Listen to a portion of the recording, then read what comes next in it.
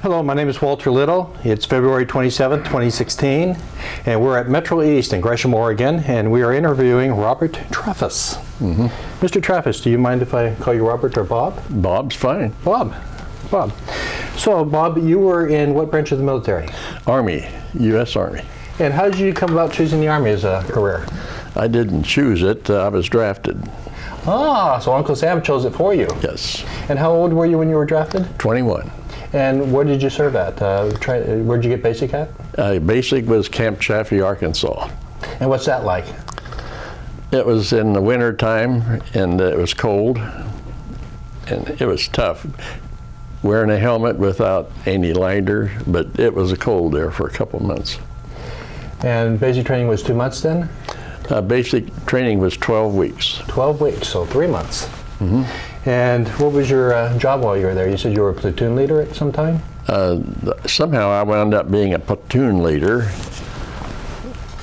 and I don't know. I was in the civilian life. I was the foreman of a silo construction crew, and they picked up on that and asked me to be a squad leader. And what rank was that then while you were a squad leader? There is no rank when you first go in. No, but when you were a squad leader, you were given an honorary rank of staff sergeant? Not in this is in basic. Basic, yeah. Okay, sorry. And you got a bunch of pictures here. And you have how many brothers and sisters? I have 5 brothers and 5 sisters. And were you the only one drafted? No, the other 3 more brothers were drafted. One went to Vietnam, one went to Germany, and my other brother, Leo, went to Korea. I met him over there. So did you both serve at the same place over in Korea? You served in Korea? Yes. No, he was in the engineers, and I was in the artillery. Artillery. So what was it like being in another country where they don't speak your language? Well, there was more of us than them, so that was no problem. Okay. So you were in artillery. What was your actual MOS then? I was a supply sergeant. Supply sergeant. And I should mention that I was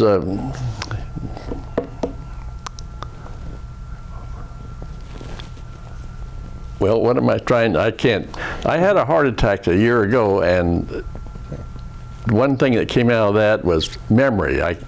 It takes a minute or so to get my memory. You were over in Korea and you were a supply sergeant? Yeah. The entire base? Yeah, and we were a service battery. There's a firing line in the front lines, but I was in the service battery, which is behind those guys, and we supplied them. So I was never in a combat. So you're never actually combat on the front lines and stuff? No. But you would have supplied the ammunition and stuff for them? That's what we were doing. And handling a lot of ammunition is rather dangerous, so I imagine you had a lot of people that helped you with this? Yeah, we supplied everything right down to cigarettes and beer. You know, when we got it, yeah. And how many people did you have working with you? There's around, I guess, 60 guys in my outfit. And you said when you're a supply sergeant, everybody's your friend? Everybody's your buddy. So all the coats, new boots, and everything else, you'd have to come through you? That's right. So you had quite a bit of power then. I had a lot of power there. And how old were you at this time? 21. 21, that's a lot of power to have control over pretty much everybody on the base. Well, I imagine even some of the officers wanted to be your friend. They were. We had good officers. And so tell me about your officer, the officer over you. Captain Herbert T. Casey. He was the man. And were you in his platoon when you graduated, or were you put into his command after you arrived? When you go overseas, you're mixed up where you'd never see anyone that you went to basic training with, really.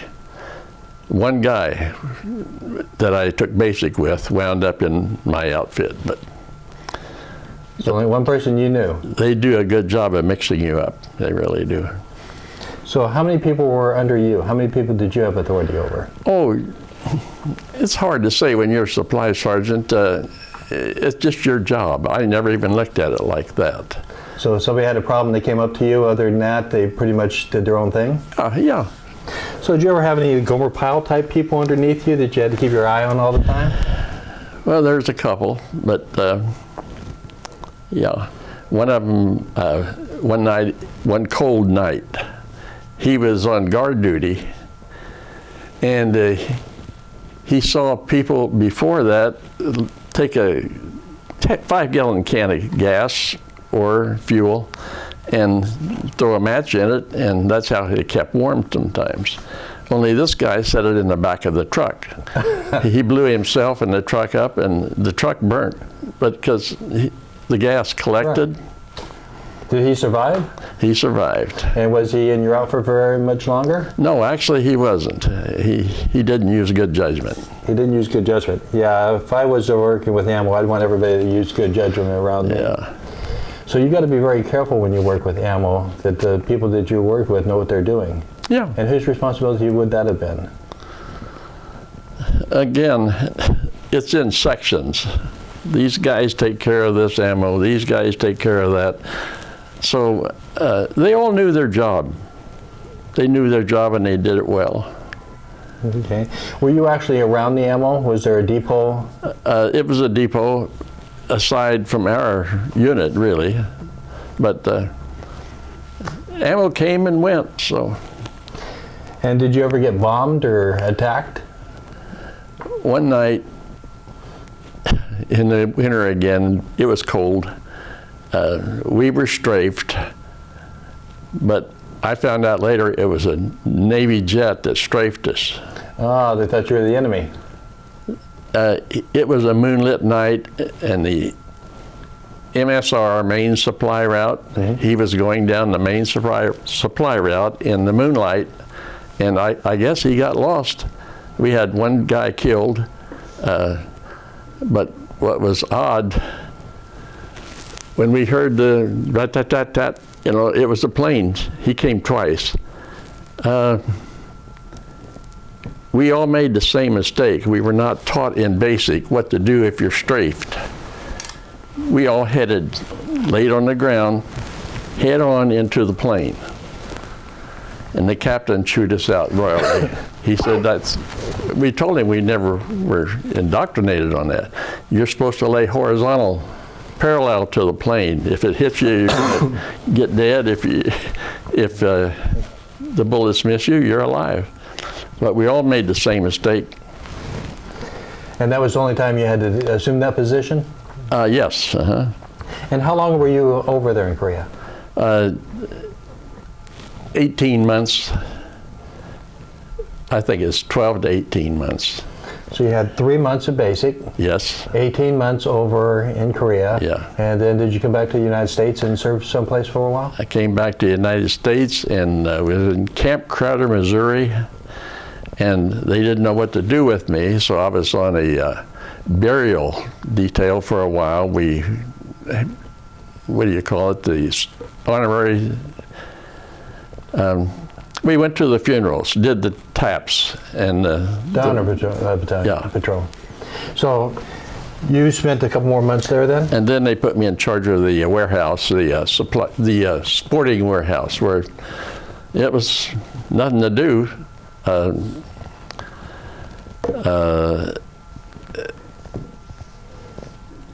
you're basically 21 at this age. I'm 21. And they offered you said they offered to make you a warrant officer, you had stayed in? The captain said, if you stay one more year, because I like the way you do things, I'll get you a warrant officer rating. But you decided not to go that route. I didn't. I was pretty close to going home at that time, so I just went ahead and passed it up. So what did you like about Korea? Well, it was an adventure. I can't say I really liked it because there was a lot of mountains where we were. So did you have R&R in villages or cities or something? R&R, we got one R&R for a week. We went to Tokyo. Ah. They flew us to Tokyo. And that was the only other narrow escape that I had. They would take about 24 of us on I think it was a C-24 or something, cargo plane. And we would sit in there, and they had rope seats, just ropes, and you would sit in it, and so you weren't sitting on the floor. And they ferried, this went on all the time, ferrying troops over to Tokyo, R&R. It was a plane after we got back that hit a mountain, and it killed them all. But I just heard about it. But I thought, how lucky! It could have been me, you know. So how did you like Tokyo? Tokyo, we landed there in the middle of the night. Everything was organized. And you had a week there? I had a week there. Awesome. So why did you decide to get out of the military? Because you were being offered warrant officer. Yeah, I know. That's pretty good promotion. But I'm just a kid, and I didn't know what was going on, rank and all that. I would not have felt comfortable being an officer. I mean, it didn't make sense to me. Well, there's a lot of people who are older and have officers a lot younger than them over there. Yeah. It's not uncommon. But you said you were able to use your skills when you got out into civilian life? Yes. And what was that? Well, typing in high school. I was a good typist. Typing helped me all through. After I got home, then I was in a bank. I was a bank manager. And typing has always been helpful to me. And just because I could type is the reason I was a supply sergeant. Actually, I didn't realize that. Very few people know how to type, especially then at that age. Now, you came from a large family, you said. Yes, I had 5 brothers and 5 sisters. And the 5 brothers, out of those 5 brothers, 4 more of those served? Yep. Four of us total. 4 of you total served. Mm-hmm.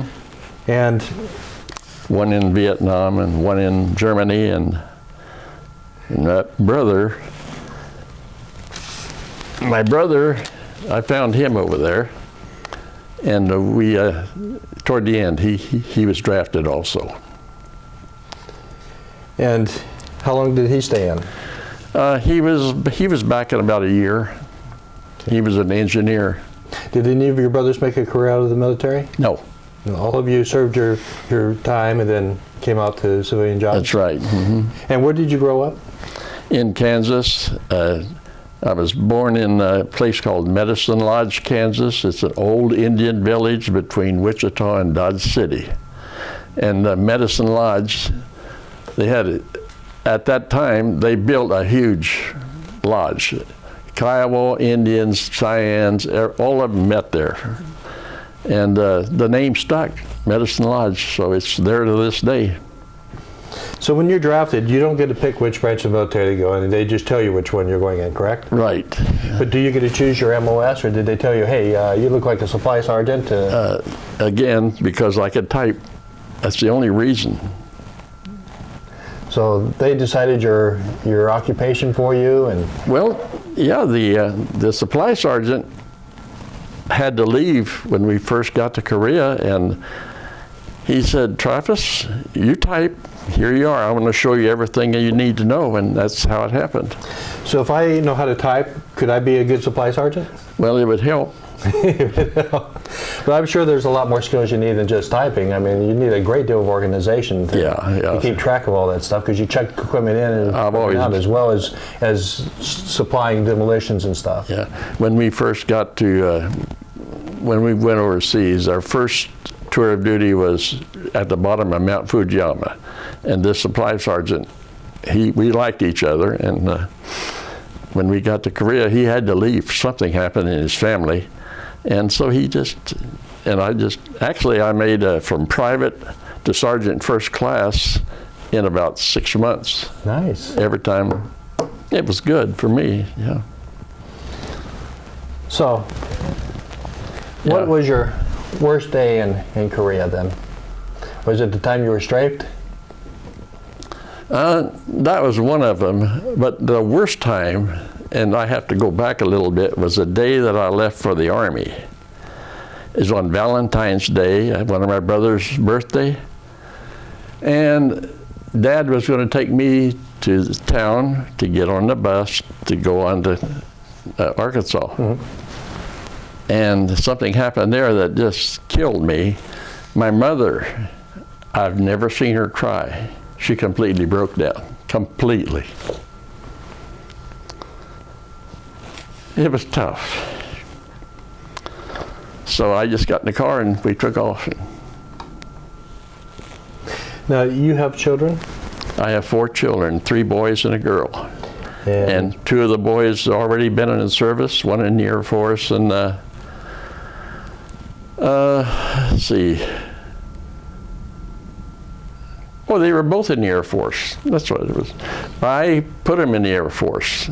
I led them toward the Air Force. I didn't want them to go through what I did. If there's a better way, find it and do it. So both of them were in the Air Force. So my son, you saw my son, he's 15, Yeah. a couple years, he'll be of age. Would you recommend him going into the military before he starts off his career? Yes. And why would you do that? Well, as again, you're a kid, you don't know what's going on. You grow up there, you get some judgment, and you watch other people and you feed off of them. No, I would definitely, in fact, both of my boys went in the Air Force before they got out in the public life. And did they get money for college by doing that? Yes. And so that helped pay for their college when they got back? One of them's so smart he didn't need to go though. So he's paying for it to this day.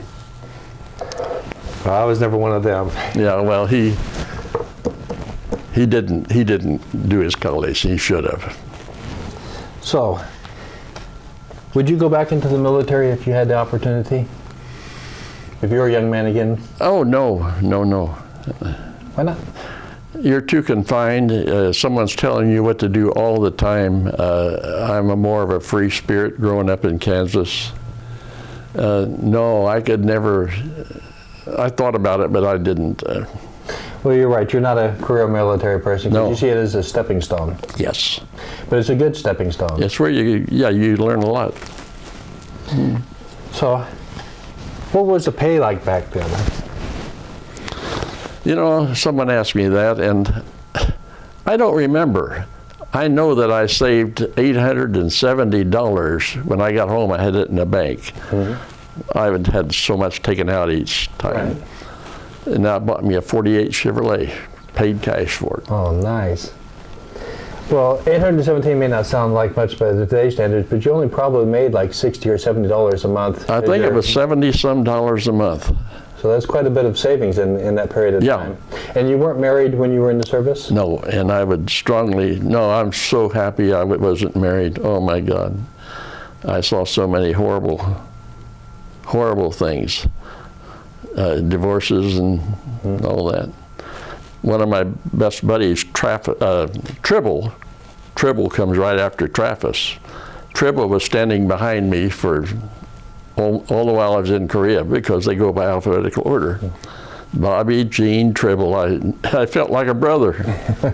And when he got there, he got a Dear John letter within 2 weeks. Just crushed him. So did you have a girlfriend when you went into service, or you just? Oh, I had girlfriends, but nothing permanent. Yeah. So the only person you had to look after was yourself while you were in the military? Yeah. That was a big plus. So it met all your needs. You were able to have a career, learn a skill. Room and board, medical was provided for you for a while. You were able to travel and go overseas. That's right. So your military experience was a very positive thing. So it's a plus. It sure was. Yeah, it helped a lot. When I got home, I went under the GI Bill and went to business college in Wichita, Kansas. And when I first got out, then I started building silos. Silos are those 40 and 50 foot tall structures that you put feed in for cattle. And that I was thinking missile silos. Yeah, no. Well, they're similar. That was very dangerous, and I finally quit. The trademark of a silo builder is usually a broken back. And so I quit, and my boss, he agreed with me. He said, when you get through with college, come back here and you got a job. So then I went to business college. I just went and applied. I told him I'm going to go now while I can still walk. And that's where I met my wife. At college? The girl walked into that room that day, and I knew right then that all my past is gone. So, yeah, we're married to this day at 61 years now. And how did your wife feel about your sons going into the military? I kind of warmed her up to it. I said, it's not that bad. They're going to learn something. They need to grow up a little bit, and this is the perfect time to do it. So. And it worked for them? Yeah, it worked for them. And how do they feel about the military now? Do they think it was a blessing for them? Maybe. That's 50-50. 50-50? Yeah. Could you tell me about the boy in this picture? That's, his name is Ha Han Young. He just hung around the camp, and we became friends, and we all had kids come around, wash their clothes. They'd wash their clothes in the creek, with rocks and all that. But I've never kept track of him, never kept track. So it was common for the children and stuff to come on base? Yeah, because we had to keep our clothes clean, and it was instituted before I got there, and so kids always there. There was always 3 or 4 kids. So except this one night, I caught him pilfering food, and then we didn't see him anymore. But I can see where that would be a problem. So how much training did you have? You said you got over to Korea, and the supply sergeant was leading. So how much training did you actually get before you were? Well, prior to Korea, we were in the bottom of Mount Fujiyama, Camp Zama, for 30 days, and that was my experience being a supply sergeant. And like I said, the guy helped me. The sergeant that left helped me. So once you got over to Korea, did you immediately take over, or was you there for a couple days, a week? We were there maybe 2 or 3 weeks, and then he had to leave for some reason. And then I was supply sergeant. It's a lot of responsibility. Well, you keep saying that, but I don't think it was. I mean, I handled it. I was building silos. I was foreman of a silo construction crew and all that. And Oh, I worked at a warehouse once, and just trying to keep track of all the inventory by itself was horrendous. You not only had to keep track of the inventory that you had on hand, but you had to disperse it. You had to check equipment out. You had to make sure that every supply that everybody needed was met and stuff like that. That's a lot of responsibility to fall on your shoulders. Yeah. Well, I benefited from it. In what ways? Well, like I said, when I got out, I knew what went on in the world now. I thought Kansas was the center of the universe because I had never gone anywhere. I found out that most people didn't know Kansas, didn't even know what Kansas was. And that broadened my horizons. And I knew right then I was not staying in Kansas. Hotter than the devil and cold in the winter. And so that broadened me right there. So, would you ever go back to Korea? I'd like to. I'd like to see it, but you never actually got to tour Korea then while you were stationed there? No. Basically, you stayed on base, and that was your life? We landed at Incheon, Korea on August the 15th, 1951. And then we immediately went up to the 38th parallel, Kumwa and Chorwon. That's when we woke up. 2 days later, we were there. His 38th parallel was right there. And you just make do. The bank of Chorwon was in shambles, so we took a truck and got all the bricks that we could and made a kitchen floor out of that. And we carried those bricks around all the while we were in Korea, every time we moved. And how often did you move? I think it was about 4 times. Once in the middle of the night. They did a unique thing. We had, there's a lot of hills there, mountains. And we were moved from here, maybe 10 miles. But we had to cross this open area. So, and I never thought of this. They got searchlights on one end and searchlights on the other and put them on, and we were like a curtain. That was like a curtain for us. We just drove in blackout lights behind this curtain. They never could see us. Wow, it's a nice protection. So how long did it take you to tear down the camp and build it up again? Everybody took care of themselves. I had to make sure that all my stuff was in 2 trucks. But it didn't take long. Everybody pitches in. And that include all the bricks for the kitchen floor? Yeah, yeah. Yeah, our one disaster we had regarding the kitchen was Thanksgiving Day, 1951. Of all days, our truck burnt up. Yeah, we never did know why. It just caught fire and burnt, and we had the other units helped us with the meals until we got reorganized. So it was just meals that burned up on there? It wasn't like... It was a truck mainly with all the ovens and stuff in it. Oh. And so the other units would let you borrow their stuff? Yeah, until you yeah, they helped it? us. They helped us. We helped each other. Yeah. So what is your favorite part of serving? Of what? What was your favorite part of serving?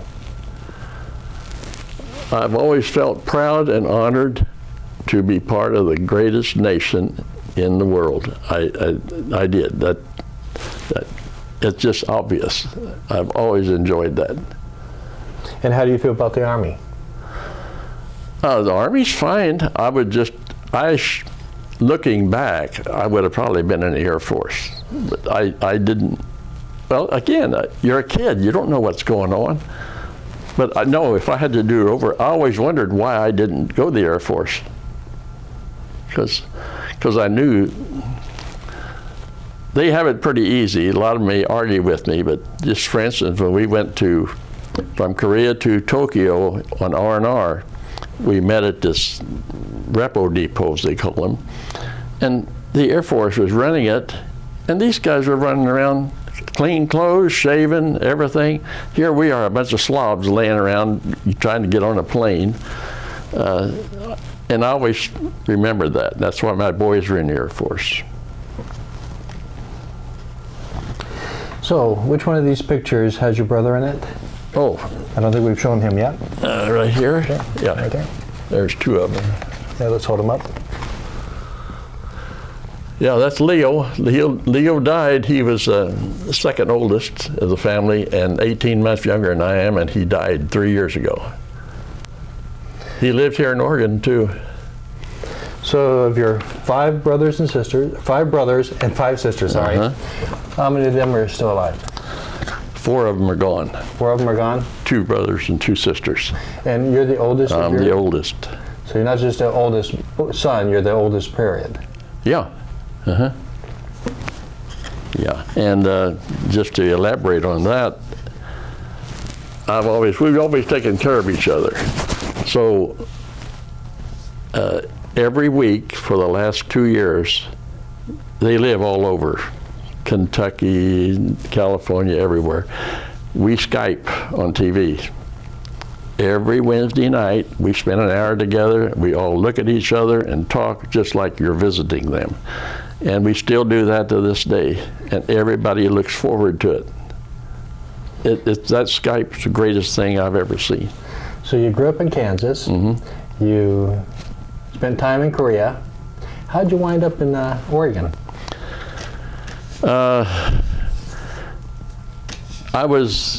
After business college, I wound up in an electric utility company, KG&E in Wichita, Kansas. Then I was the assistant manager in this utility company. All at once, we had 7 divisions, and all at once they decided that we don't need assistant managers because it was bad time economy-wise. So they fired all 7. And then I went to California and got in the banking industry. It wound up being the vice president and manager of various branches. And that's, again, a lot of that was training in the Army. It really was. I don't know how you say that, but I wound up doing all right. So you went from Kansas to Korea. How much change in weather was that? Well, I was in Korea mostly in the wintertime, and that's not fun. I'm not familiar with the weather in Korea. Is Well, it it's hot? Is it similar to cold? Kansas. Cold there too at times. So freezing? So what is it you like about Portland? And it doesn't freeze as much? I'm finding out Portland is probably the best place to live. There's no earthquakes, there's no tornadoes, weather's decent. Are you involved in veterans affairs of any kind now? You know, for some reason, I'm not. The VA asked me to join American Legion. I had a good friend who was running the American Legion, and I never did go to a meeting. It never appealed to me. Sort of like this. I don't know. This doesn't appeal to me to be interviewed because I've never had to do that before. But seeing action isn't the only part of being a veteran. We need veterans who serve and build ships. We need veterans who Yes. fly planes. Yes. We need veterans who supply our military with the equipment that they need to be able to do their jobs, which is exactly what you did. So you're kind of a supply sergeant, I would say, was a backbone of any battalion. Yeah. I did it. I liked it. Did a good job. And you said you were active for how many years? Just 2 years. 2 years. Yeah, I had a 2-year tour. A 2-year in Army, but the rest was in Camp Crowder, Missouri. And and after I was in the reserves for a little bit, and I'd go to Camp Carson, Colorado now and then. But, And was that once a month? that was, Couple weeks a year, or? I think it was 2 weeks a year, and the only reason I did that is times are hard. I'm married, and it was extra money. Extra money. Well, you said you had how many kids? 4? I have 4 children. Okay. And what were their names? Kent, he was in the Air Force. Denise, she's the daughter, a good daughter. And Alan and Tom. And Alan was in the Air Force. Tom, my son, is superintendent of a water district in California, in Claremont, California. Well, if I had to hazard a guess, I'd say probably the hardest part, other than being strafed, the hardest part of your military career was probably enduring basic training. That would have been quite an eye-opener for a kid who It was. didn't have a strict family. Yeah. Mm-hmm. And so, how did you endure basic training? Were you physically fit? Were you strong? Was it easy for you? When you build silos like I was, you're 40 and 50 feet in the air grabbing cement blocks as it comes up the side of the silo. Yes, I could take 2 M1 rifles and hold them like that, straight out. So you had no problem with basic training then? We were tough as nails. So what about the sergeants and stuff, yelling and screaming at you and stuff? Were you prepared for that type of action?